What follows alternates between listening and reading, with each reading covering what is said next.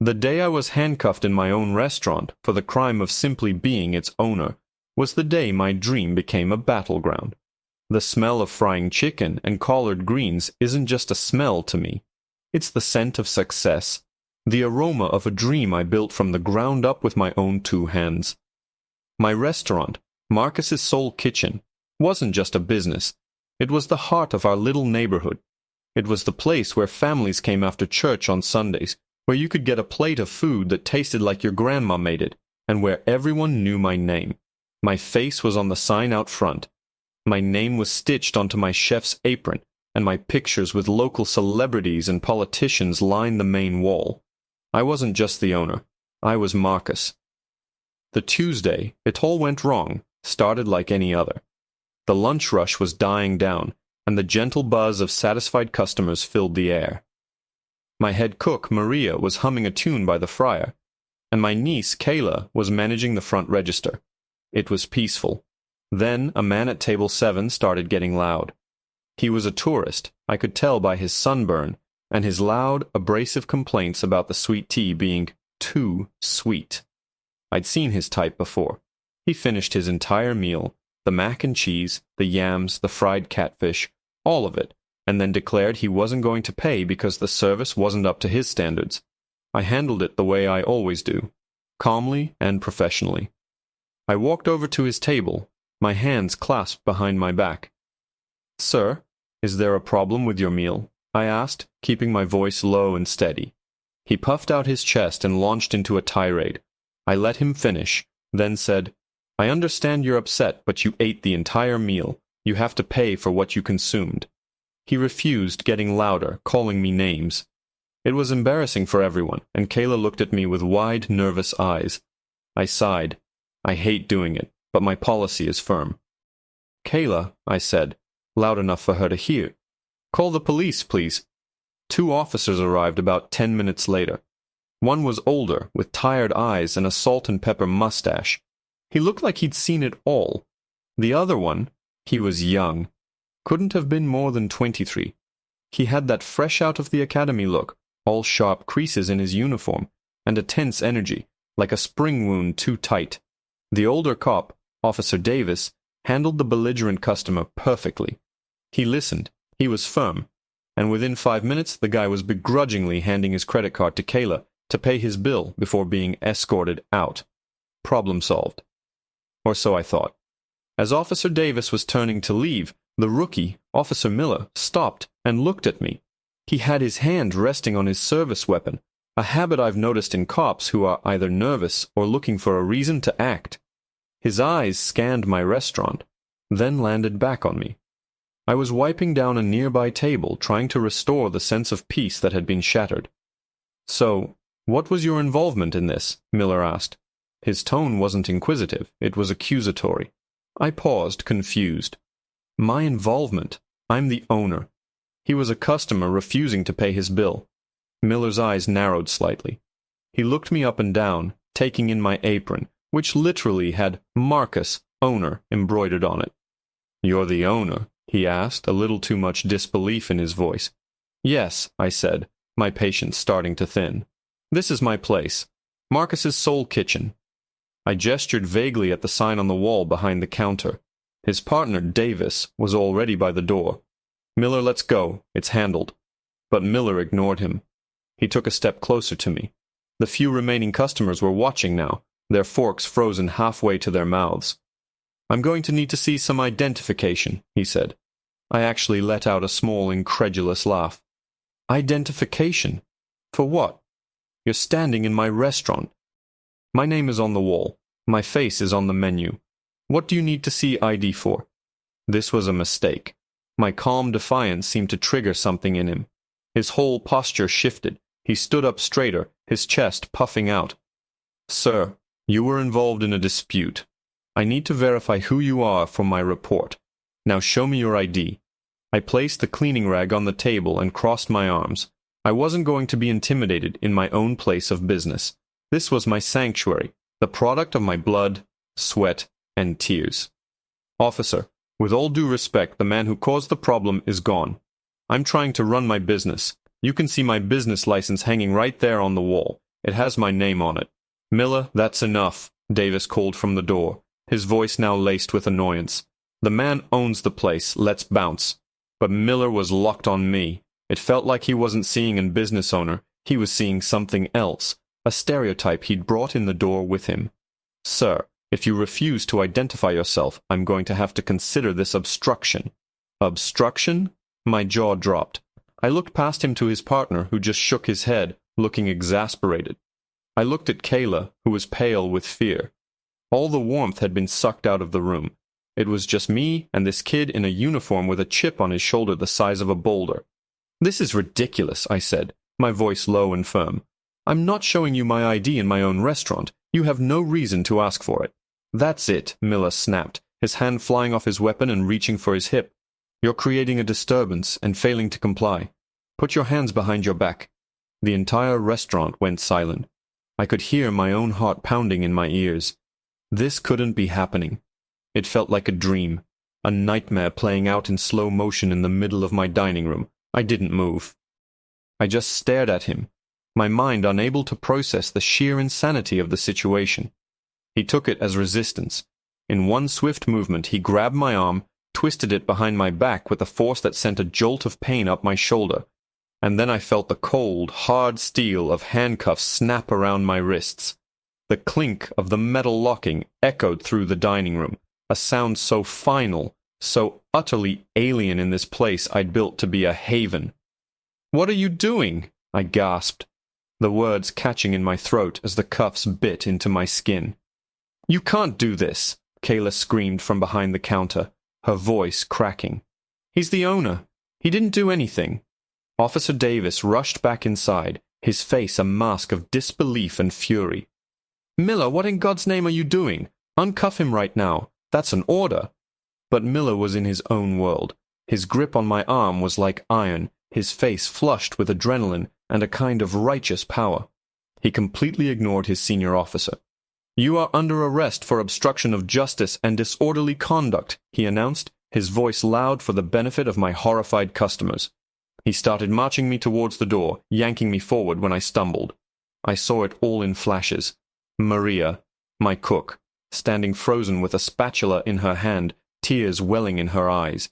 The faces of my regulars, people I'd known for years, contorted in shock and confusion. And Kayla, my brilliant, brave Kayla, wasn't crying anymore. She had her phone out, her hand shaking but her gaze steady, the red recording light a tiny beacon in the dimming afternoon light. The humiliation was a physical thing, a hot wave that washed over me as Miller pushed me through the front door of my own restaurant, out onto the sidewalk, into the sunlight. People stopped and stared. My neighbors, the kids who came in for free ice cream on their birthdays, the old woman from the flower shop next door. They saw me, Marcus, the man whose face was on the sign, being pushed against the side of a police cruiser, a young white cop patting me down like I was a common street thug. My protests were useless, just air against the roaring in my ears. I tried to explain, to reason, but Miller wasn't listening. "You should have complied," he grunted, shoving my head down as he forced me into the back of the car. The door slammed shut, sealing me in a cage of plastic and metal. Through the plexiglass divider, I watched Officer Davis grab Miller by the arm. Their words were muffled, but the anger was clear. Davis was yelling, jabbing a finger at Miller's chest. Miller was yelling back, defending his actions, his jaw set stubbornly. Then Davis threw his hands up in the air, a gesture of pure defeat, and got into the driver's seat. He slammed the door, and for a moment the only sound was the crackle of the police radio. He looked at me in the rearview mirror, his tired eyes filled with a deep, profound apology. He couldn't speak. "You know you just arrested the victim, right?" Davis said, his voice a low growl. "The man who called us for help?" "He was non-compliant and causing a scene, sir," Miller replied from the passenger seat, his voice stiff and robotic, like he was reciting from a textbook. "He refused a lawful order to identify himself." "A lawful order? For what?" "He was wiping down a table in his own damn restaurant," Davis shot back, peeling away from the curb. "I saw his business license on the wall. His name is Marcus Williams. You think anyone else is named Marcus at Marcus's Soul Kitchen? Use your head, kid." My training says, "To hell with your training." Davis cut him off. "Your training is supposed to teach you to de-escalate, not to arrest a business owner because he bruised your fragile ego." I just sat there, my shoulder throbbing, my wrists burning, and listened to them argue about my life. I was no longer a person. I was a procedure, a debate topic. At the station, it got worse. I was processed, fingerprinted. My picture was taken against a cinderblock wall, a harsh flash momentarily blinding me. I felt stripped bare, not just of my possessions, but of my dignity. Every time I tried to explain what happened, I was met with blank stares and told to wait here. I was just another number, another file, another body to be moved through the system. Finally, they let me make my one phone call. My hands were shaking so much I could barely dial the number. My wife, Sarah, answered on the second ring. "Hey, honey, did you remember to pick up the milk?" she asked, her voice light and cheerful. And I just broke. I couldn't hold it in. I told her everything, the words tumbling out in a choked, desperate rush. The tourist, the rookie cop, the handcuffs, the cell. I heard her sharp intake of breath, the clatter of something dropping in the background.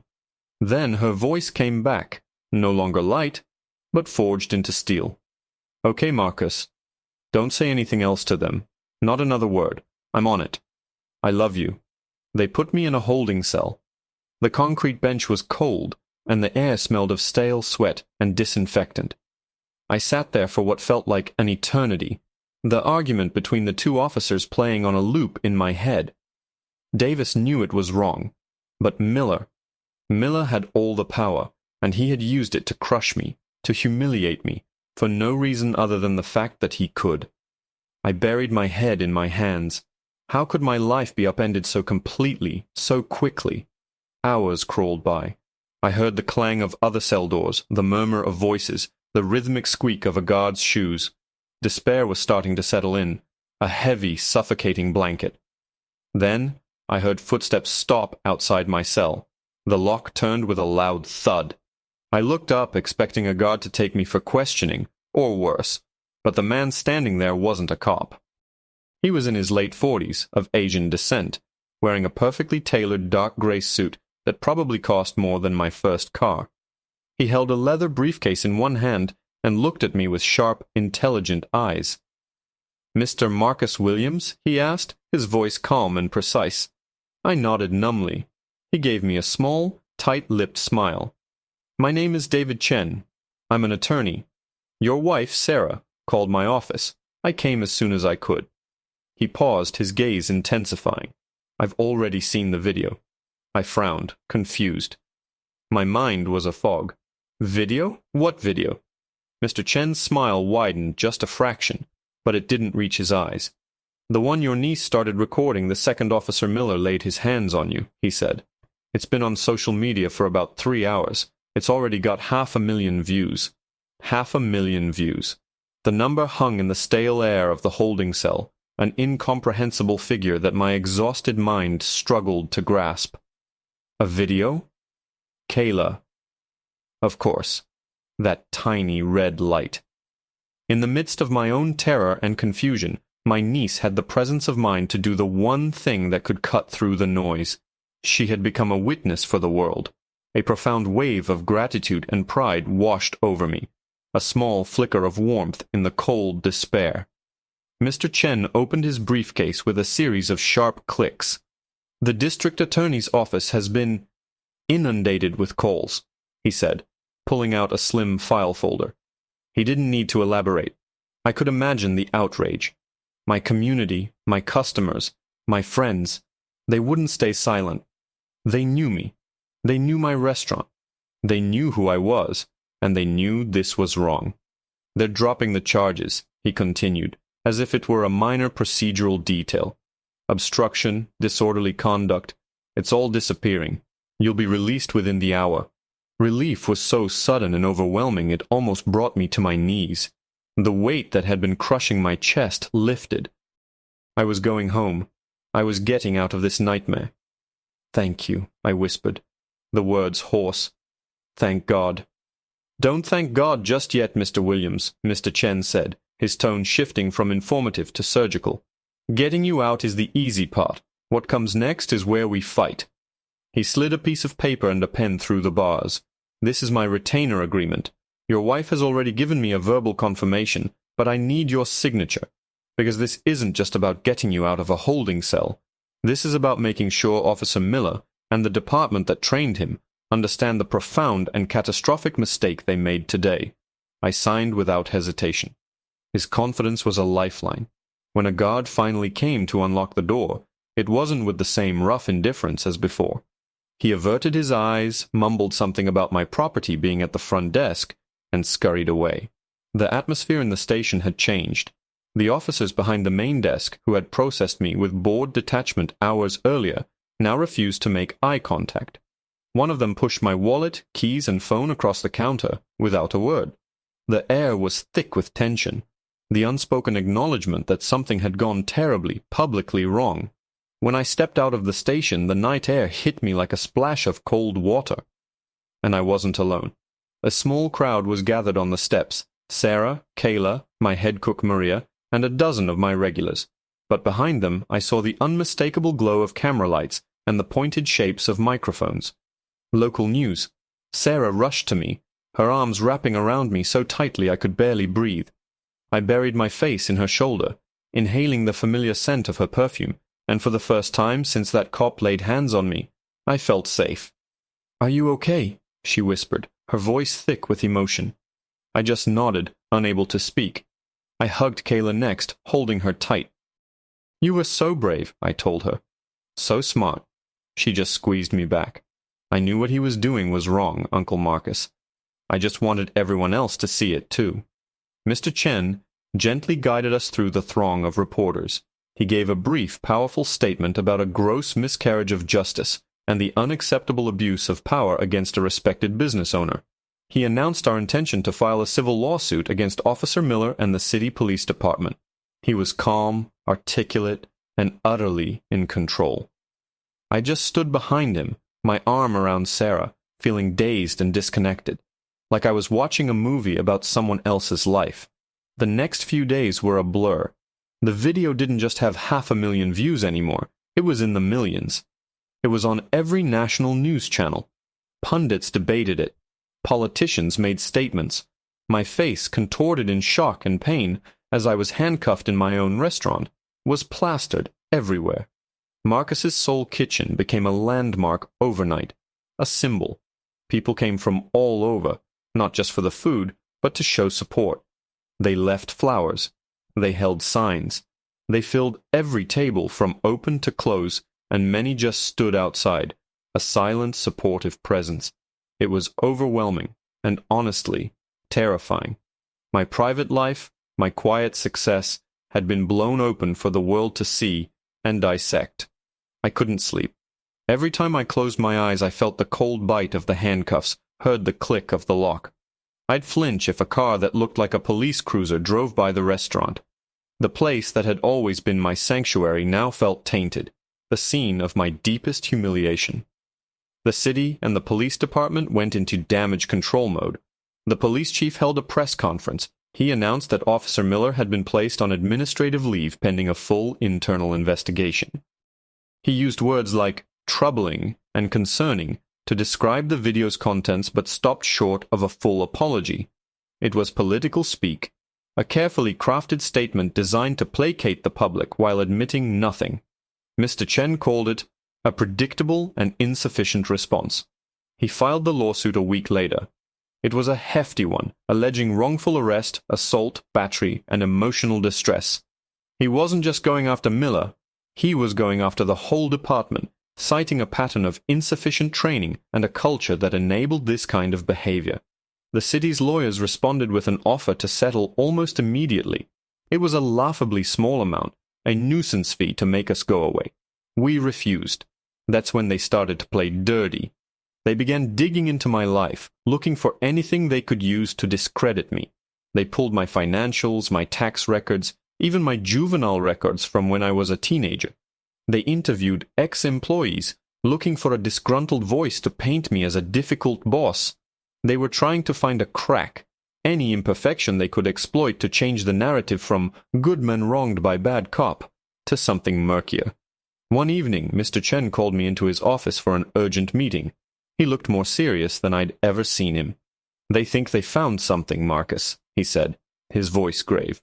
He slid a thin file across his polished mahogany desk. "Officer Miller's defense attorney just filed this motion. It's a character reference." I picked it up, my hands trembling slightly. My eyes scanned the legal jargon until I landed on the name. A name I hadn't seen or heard in over 20 years. A name that made the blood drain from my face. It was from a man I'd considered my best friend growing up. A man who had been with me on the worst night of my life. A man who had vanished from my world for a reason only he and I knew. And there it was, in black and white, a sworn statement from him, painting a picture of me that wasn't just untrue. It was a poisonous, calculated lie, designed to destroy me. The name on the page was Kevin Reed. We had been inseparable as kids, navigating the tough streets of our neighborhood together. But our paths diverged sharply one night when we were 17. We were in the wrong place at the wrong time, and a convenience store robbery went bad. Kevin panicked. He was the one who pulled the trigger. No one was killed, but the clerk was badly injured. In the chaos, I was the one who stayed, the one who called the ambulance, the one who talked to the police. Kevin ran. He disappeared, and I was left to face the music alone. The charges against me were eventually dropped when the clerk identified Kevin from a photo lineup, but the shadow of that night never fully left me. I had to testify against him. He went to prison for 7 years. I never saw him again. And now, here he was. His statement claimed that I had a history of being combative with authority and a violent temper. He twisted the events of that night into a sickening narrative where I was the instigator, the hothead, and he was just a scared kid who got caught up in my mess. It was a complete fabrication, a bitter man's revenge served cold after 2 decades. The city's lawyers were trying to use my sealed juvenile record, pried open with a court order, and Kevin's lies to paint me as a man who was predisposed to the kind of disorderly conduct and obstruction Officer Miller had accused me of. They were trying to poison the well, to make a jury think that maybe, just maybe, I deserved what happened to me. For a moment, the fight went out of me. I slumped in the chair in Mr. Chen's office, the document feeling like a lead weight in my hand. They had found my deepest wound and were pouring salt in it. "What do we do?" I asked, my voice barely a whisper. Mr. Chen leaned forward, his expression unyielding. "We fight back harder," he said, his voice like flint. "This is a desperate move, Marcus. And desperate people make mistakes. They want to put your past on trial. Fine. We'll put Kevin Reed's past on trial right alongside it. And more importantly, we'll put Officer Miller's on trial too." And that's exactly what he did. Mr. Chen's team of investigators got to work. They were relentless. They discovered that Officer Miller had a history of complaints filed against him during his short time on the Force 3 in 18 months. All for excessive force and verbal abuse, all of them dismissed by internal affairs. They also discovered that Miller had failed his initial psychological evaluation, with the reviewing psychologist noting concerns about aggression and poor impulse control. He was only passed on a second review after an intervention from a captain who was a family friend. As for Kevin Reed, his life after prison was a string of petty crimes and failed jobs. Mr. Chen's investigators found 2 former cellmates who were willing to testify under oath that Kevin had bragged for years about how he was going to get revenge on me one day for ratting him out. The city's character witness was in fact a man with a documented long-standing vendetta. When we presented this mountain of evidence to the city's attorneys during a pre-trial deposition, the atmosphere in the room changed from smug confidence to quiet panic. Their star witness was a liar, and their golden boy rookie was a lawsuit waiting to happen. The video of my arrest was damning, but the story behind the people involved was catastrophic for them. Officer Miller sat through the depositions looking pale and shaken, the cocky arrogance he'd displayed in my restaurant completely gone, replaced by the terrified look of a kid who was in way over his head. He couldn't even look me in the eye. The city's offer came a week later. It wasn't a lowball this time. It was a serious, substantial number. Mr. Chen negotiated hard. It wasn't just about the money for me. It was about accountability. The final settlement was for $650,000, but more importantly, it came with conditions. Officer Daniel Miller was to be terminated from the police force, effective immediately. The city also agreed to a mandatory review and overhaul of its de-escalation and implicit bias training, with oversight from a civilian review board. It was more than I could have hoped for. It was justice. The day the settlement was finalized, I walked back into my restaurant. The past few months had been a storm, but my staff and my family had been my anchor. Maria was at the Friar, humming that same tune. Kayla was at the register, but she stood a little taller now, a little prouder. I hung a framed copy of the newspaper article announcing the settlement on the wall, right next to the pictures of me with the mayor and other local heroes. It wasn't a trophy. It was a reminder of what can happen when power goes unchecked, and a testament to what can happen when a community stands together. Life is different now. I'm no longer just Marcus, the guy who makes great fried chicken. I'm a symbol for some, a cautionary tale for others. But in my restaurant, in the heart of my neighborhood, I'm still just Marcus. The smell of frying chicken and collard greens is still the scent of success, but it's mixed with something else now, the sweet, satisfying aroma of justice served. And every time I look at that newspaper on the wall, I'm reminded that even in the darkest moments, a tiny red recording light can be enough to bring the truth into the sun.